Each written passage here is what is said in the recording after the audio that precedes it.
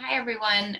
Today we're going to talk about how to use aided language boards to model language and to encourage requesting with your children.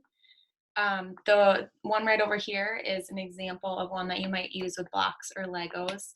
So there's some that are very general that you could use with any activity, and then there's ones like this that are more specific to certain activities and use more of especially the verbs and the nouns associated with those things. So you can see this one has blocks and Legos, a picture for that. It has pictures for build and stack and knock and fall and up and down, all things careful that are you can model a lot during blocks and when playing with blocks with your child.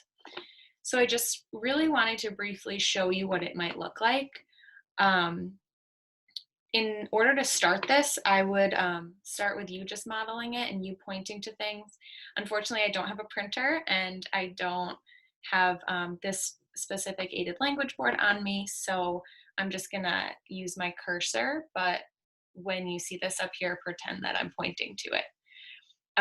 So you can position it, you can hold it if that's possible in the activity, you could prop it up against something, you could put it on the floor, just wherever your child can see it. So just some things you might model. You might do put on. So touch this one. Say put on. Let's say more blocks on.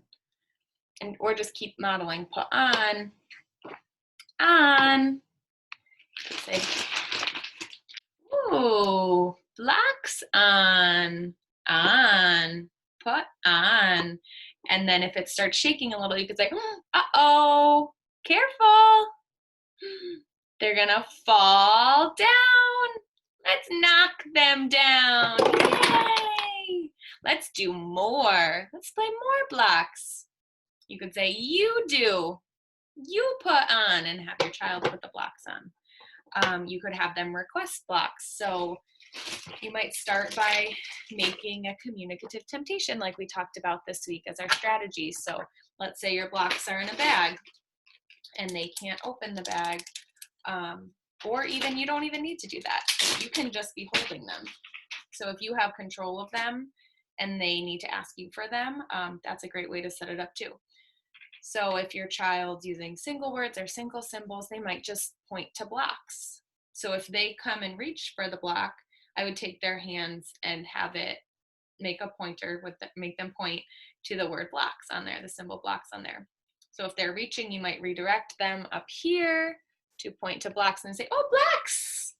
And then you can model the whole phrase for them. So you could say, you said, I want blocks, and touch all of them. And then the next time you might model I want for them, but not really expect it from them.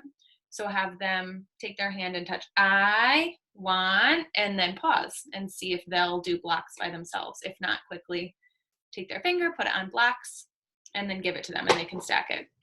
You could say, you said, I want blocks, or you could say, you want blocks. And then after they've requested them, you can also just play with them and comment. So it's a great way for them to request and eventually to comment, but it's also a really great added tool for you to model. So like I said before, you could model things like put on or just on if they're just using single words or they're not speaking yet. You might just want to model using one symbol or maybe two sometimes, but not really that much higher than that. But you can always say, you can go with up, model up for them, go up. Let's go up. Gonna go up and touch up every time. If it falls down by itself, you could say, oh, it fell down, or you knocked it down, you knock it down. That's something else they can request. So if you know your child likes to knock things down, kind of hold them back and don't let them until they request by either touching just the one symbol, this one over here.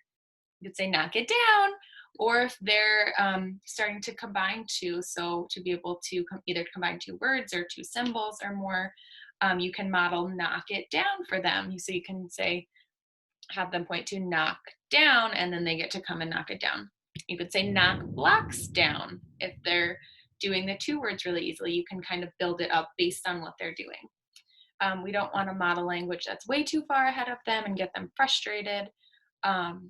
but we should be modeling either where they are or right above it. So if your child's not yet speaking or independently pointing to picture symbols, we're probably just going to model one word, like I said, maybe two. If they're saying single words or touching single symbols by themselves, you might model, you should keep modeling those single words, but also you might model two-word phrases too, like more blocks, or blocks on, or blocks down, fall down, careful. And you can say, uh-oh, they fell. That's the other thing, is every word you say doesn't have to be on here. You can do what's called anchor it. So your phrase, so, uh-oh, they fell down. So it's at the end of that phrase you're saying. You could say, I want more blocks, and only point to the blocks, or let's put it on and point to that on, and really emphasize that word when you say it. So that's just a few of the things you can do with these boards. The one last thing I do want to point out is on all the ones I send home, there'll be a yes and no option in the upper left corner, and then a help option. So help is a big one. If we can get your child asking for help, that'd be great. That decreases frustration a lot. So anytime you see they need help, you can hand over hand have them point to help, or sign help, or ask for help, or you can just model it for them. So if they're trying to reach the top of it, so let's say it's really tall and they can't reach the top anymore, you could say, you need help, let's go up, and then pick them up. And then they could request up, or they could request help. If they need help opening the bag, they could say help. Or if they just want help in general, if they want you to play with them, they could say help. So whenever we can encourage them to request help, that's a really important skill. And that will be one of our words of the week in the future. And then yes and no, that's another thing that's really helpful if your child can answer yes, no questions, and that is coming as future words of the week as well. But just briefly, start by asking questions that you know the answer to. So if you're playing with blocks and you know your kid still wants a block, you could say, do you want a block? And then you might have to show this area to them. You could say yes or no, you want a block? And then have them point to yes or no.